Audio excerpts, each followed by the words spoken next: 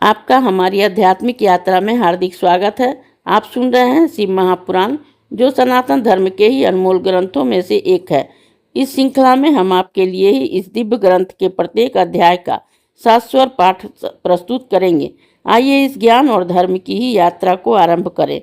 भगवान महादेव की महिमा और उपदेश से ही सजी इस पावन कथा के साथ ही ओम नमः शिवाय। 23वां अध्याय, वृंदा का पतिव्रत भंग करना। व्यास जी बोले कि हे सनत कुमार जी, हे सर्वज्ञ, आप कहने वालों में से सब श्रेष्ठ है।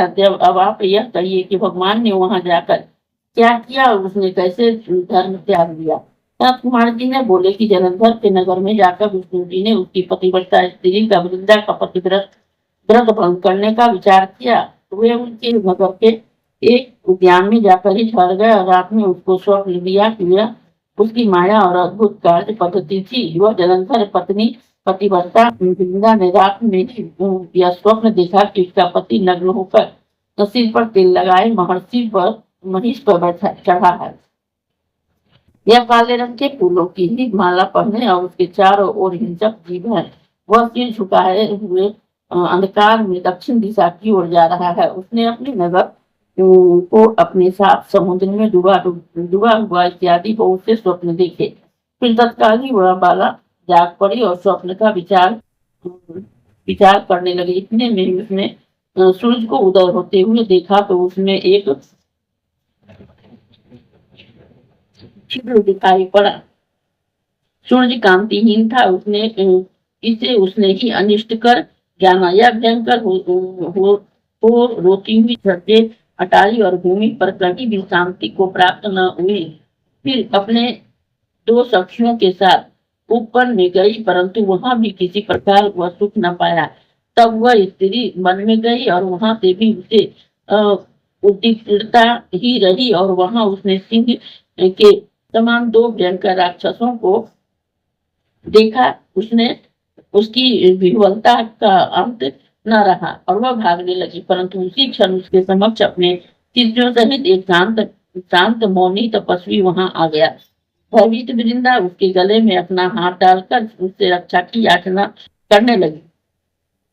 मुनि ने अपनी एक ही हुंकार में उस राक्षसों को भगा दिया। वृंदा तो आश्चर्य हुआ। वह भय से ही मुक्त हो मुनि नाथ को हाथ जोड़कर ही प्रणाम करने लगी और कृतज्ञता ज्ञापन की। फिर उस मुनि ने अपने युद्ध रत पति के संबंध में उसने कुशल क्षेम का प्रश्न किया।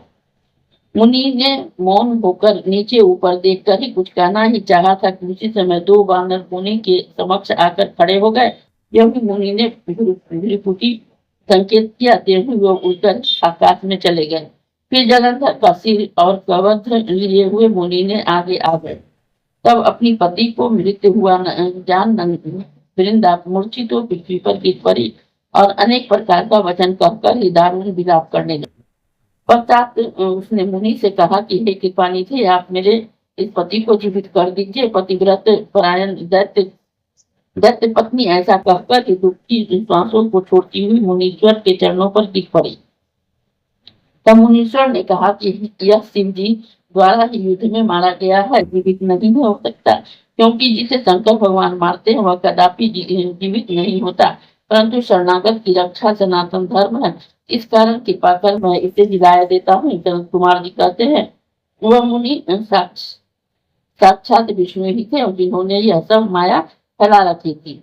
वहां वृंदा के पति को जीवित कर अंतर्ध्यान हो गए। सकारात्मक से ही उठकर वृंदा का आलिंगन किया और मुख चूमा।